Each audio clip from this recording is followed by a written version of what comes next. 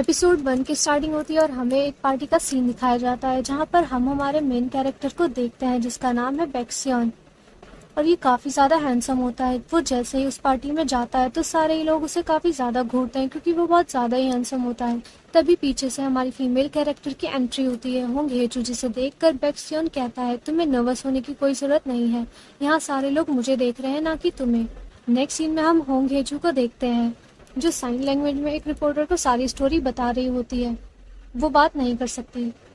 बैक्सियन एक media conference कर रहा होता है जहां वो गवर्नमेंट का स्पोक पर्सन बना होता है। इसे देखकर वहाँ जो रिपोर्टर होती है वो बैक्सियन को देखकर बहुत ज्यादा ही खुश हो रही होती है क्योंकि वो उसे पसंद करती है। पर तभी होंगेजू उसे मिडिल फिंगर दिखाकर वहां से चली जाती है। सेकेंड सीन में होंगेजू कार ड्राइव कर रही होती है। अचानक से उसकी कार अनबैलेंस्ड हो जाती है। फिर उसकी कार एकदम से बहुत तेज आकर ब्रेक मारती है। तभी रोड के साइड में किडनैपर होता है जो कार के अंदर चला जाता है। नेक्स्ट सीन में बैक्सियन के पास कॉल आता है। किडनैपर बताता है कि मैंने तुम्हारी वाइफ को किडनैप कर लिया है और वो उसे जल्दी जान से मार देगा।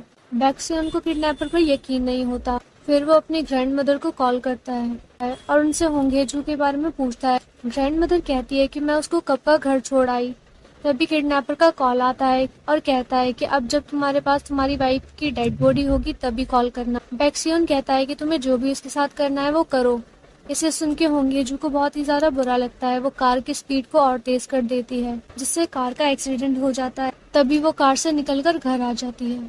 नेक्स्ट सीन में बैक्सियन किडनैपर का नंबर ट्रेस कर रहा होता है तो उसका मैनेजर कहता है कि इस नंबर को ऐसे ट्रैक नहीं कर सकते जब तक इस नंबर पर 10 मिनट तक कॉल पर बात ना की जाए। जब वो अपने घर जाता है तो उसकी वाइफ खाना खा रही होती है तो बैक्सियन रिलैक्स फील करता है। कहता है कि मुझे एक अननोन कॉल आई थी कि तुमको किडनैप कर लिया गया है पर तुम तो बिल्कुल ठीक हो। नेक्स्ट सीन में बैक्सियन होंगेजू के पास जाता है। उसे कहता है कि कल एक हाई प्रोफेशनल पार्टी में जाने को। पार्टी एक अमीर एम्बेसडर की बर्थडे पार्टी होती है और उस एम्बेसडर की वाइफ को सुनाई नहीं देता तो बैक्सियन अपनी वाइफ को ले जाना चाहता है कि वो उसकी वाइफ को साइन लैंग्वेज में बात कर सके। देन सीन शिफ्ट होता है बिफोर 3 इयर्स जब बैक्सियन की शादी वाला दिन होता है।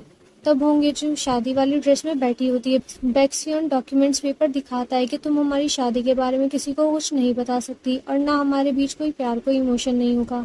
तुम बस मेरी हॉस्टेज बनकर रहोगी। देन सीन प्रेजेंट में शिफ्ट होता है पार्टी में। तभी एम्बेसडर पूछता है कि आपकी वाइफ को भी साइन लैंग्वेज आती है तो बैक्सियन कहता है कि मेरी वाइफ गवर्नमेंट एम्प्लॉय है तो अभी मैं किसी को कुछ बता नहीं सकता। मेरी वाइफ मेरी वीकनेस है। होंगेजू नाराज हो जाती है। वो साइड में जाकर बैक्सियन को मैसेज करती है कि मेरा काम हो गया हो तो मैं जा सकती हूँ। बैक्सियन मना कर देता है जाने से।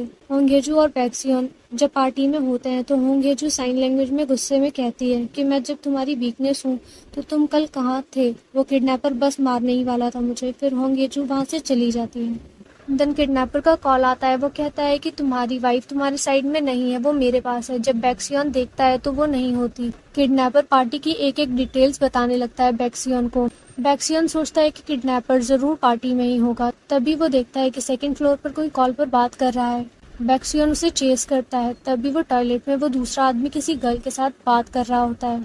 बैक्सियन उस आदमी से सॉरी कहकर चला जाता है। इसका मतलब किडनैपर कोई और था। तभी बैक्सियन को कॉल आती है किडनैपर की। तभी बैक्सियन कॉल पर किडनैपर से कहता है कि तुम्हें पता है मेरी वाइफ कौन है। किडनैपर डिटेल्स बताने लगता है। पूरी दुनिया को पता है डेली न्यूज के चेयरमैन की बड़ी बेटी होंग इना तुम्हारी वाइफ है, लेकिन ऐसा नहीं है। तुम्हारी वाइफ है उसकी स्टेप सिस्टर होंग हेचू। शादी से पहले होंग इना चली गई थी तभी तुम्हें उसकी स्टेप सिस्टर से शादी करनी पड़ी। इसी गुस्से में तुम किसी को नहीं बताते कि तुम्हारी वाइफ कौन है। शादी तुम्हारी मर्जी से भी नहीं हुई है। तुम दोनों ने अपनी अपनी फैमिली की रेपुटेशन देखी है। ये सुनकर बैक्सियन हैरान हो जाता है।